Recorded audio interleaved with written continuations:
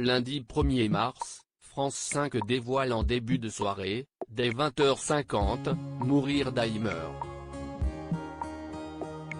Le film franco-italien réalisé par André Cayatte dévoilé en 1971 est l'un des grands succès du cinéma puisqu'environ 5,9 millions d'entrées en salle ont été comptabilisées au total lors de sa sortie.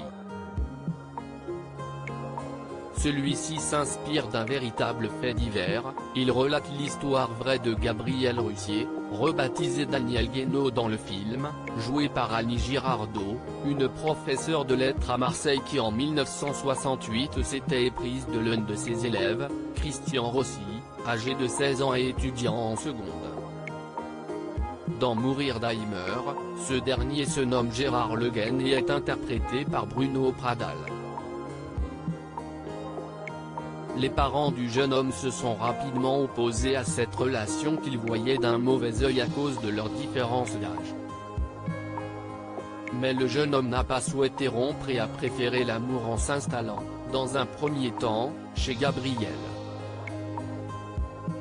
Puis il a été envoyé dans un lycée d'Argelès afin de l'éloigner de la professeure, il a accepté à condition qu'il puisse continuer à lui écrire, mais les lettres ont été interceptées.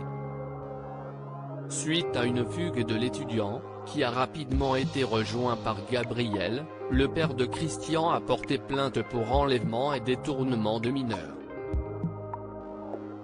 Descente aux enfers pour Gabriel Russier. Gabriel a été incarné une première fois à la prison des Baumettes, en 1968, pendant 5 jours. Puis en avril 1969, suite à une nouvelle fugue de Christian, elle a passé 50 jours en détention pour avoir refusé de dévoiler où était caché le jeune homme. 3 mois plus tard, en juillet, elle a été jugée devant le tribunal correctionnel de Marseille et condamnée à 12 mois de prison avec sursis, à 1 500 francs d'amende et 1 franc de dommages-intérêts symboliques pour les parents. Après être tombé dans la dépression, Gabriel a mis fin à ses jours le 1er septembre 1969 par intoxication au gaz.